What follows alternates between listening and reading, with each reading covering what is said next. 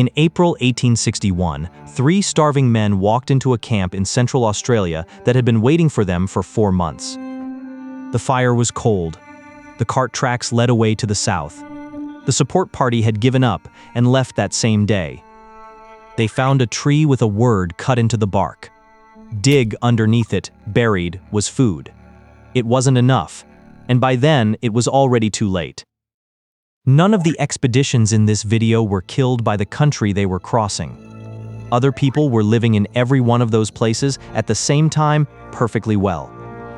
In 1860, the colony of Victoria decided to be the first to cross Australia from south to north. They spent an enormous amount of money on it, camels imported from overseas, tons of equipment, including a cedar table and chairs. 15,000 people came out to watch them leave Melbourne.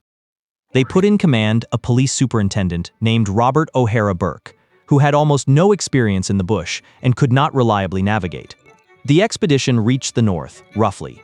Then it turned around and started dying.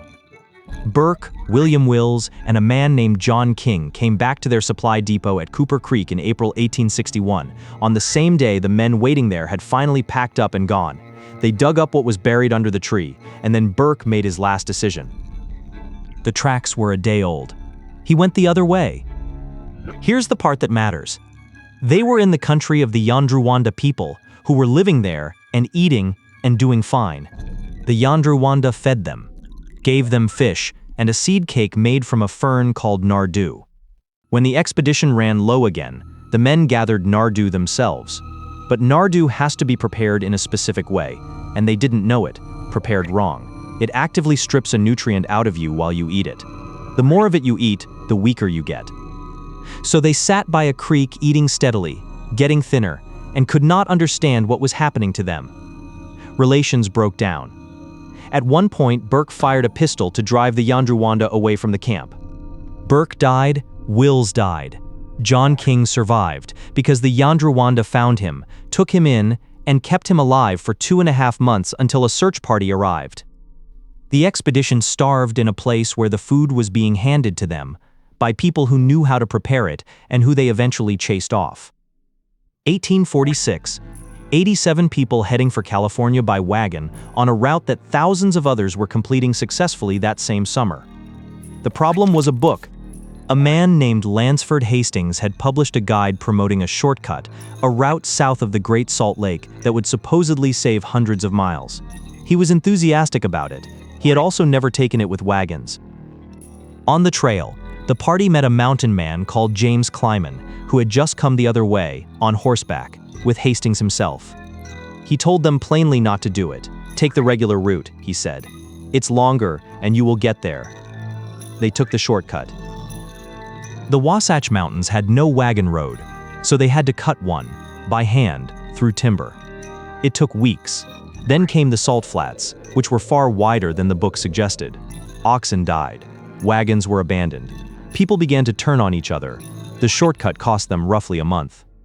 They reached the Sierra Nevada at the very end of October, and the snow came early that year. The pass closed. 87 people were trapped on the wrong side of a mountain range for the entire winter, in shelters made of hides and branches, with almost nothing to eat. 48 of the 87 came out. Some of the living ate the dead. That is the fact, and it is also the only part most people ever hear. And it is the least interesting thing about what happened to them. Because the important part is earlier on a dry road in summer, when an experienced man told them the truth and a printed book told them what they wanted to hear. They believed the book. Both of those were small groups, badly led, making decisions in a hurry.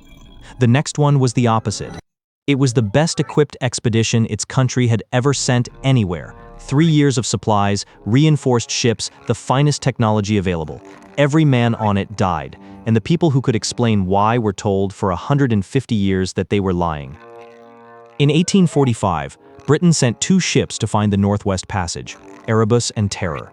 129 men, reinforced hulls, steam engines, heating systems, 3 years of tinned food, and a library of over 1,000 books.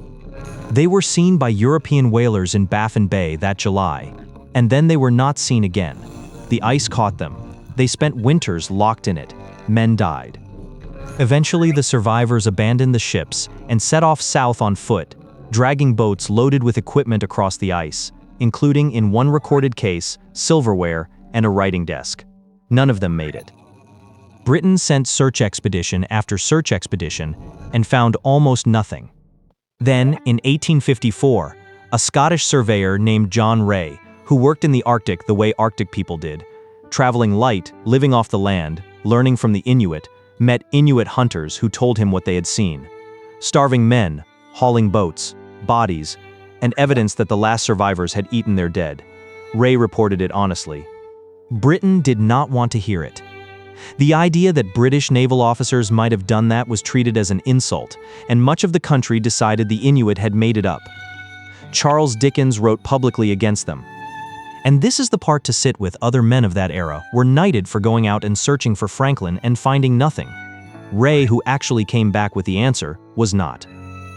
Now the ending. In 2014, a Canadian team found the wreck of Erebus. 2 years later, they found Terror. Both were located in areas that matched Inuit oral testimony. Testimony that had been passed down accurately for over a century and a half by the people Britain had called liars. The best-equipped expedition in the world died in a place where people had been living successfully for thousands of years, and then those same people were disbelieved for describing it. 1914. Ernest Shackleton set out to cross Antarctica on foot, coast to coast. It was the last great prize left.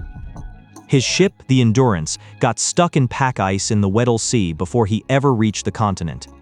The ice held her for months, drifting, and then slowly crushed her. 28 men watched their ship go down, over 1,000 miles from anyone, with no radio and no possibility of rescue, because nobody knew where they were.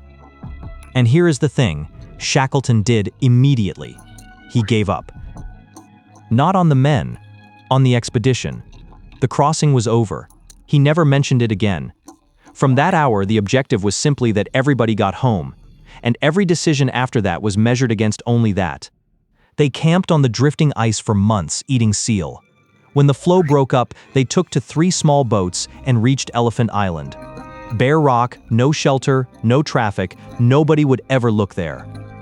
So Shackleton took 5 men and the largest of the boats, 22 feet long, and sailed 800 miles across the worst ocean on Earth to South Georgia, navigating by sextant in a boat that was underwater half the time. They landed on the wrong side of the island, so they climbed over it, across uncharted mountains and glaciers, in 36 hours, and walked into a whaling station. Then he went back for the others. It took 4 attempts through the ice to reach Elephant Island. All 28 men came home. And in 2022, a search team found the Endurance on the seabed, 3,000 meters down, almost exactly where the ship's captain had recorded her position by hand as she sank. Burke and Wills starved in a place where people were eating. The Donner Party was told the truth on the road and preferred the book. Franklin's men dragged silverware across the ice, while the people who knew that country traveled light and lived. Every one of those expeditions was warned, or was standing next to the answer, and could not take it in. And Shackleton survived because in the hour his ship went down, he threw away the thing he had come for. That's the difference, not toughness. Every one of them had that. The ones who died had a plan they could not let go of. The one who lived changed his mind on the first day. And if you want to see the same mistake made by people with armies instead of wagons, that one's on the screen now.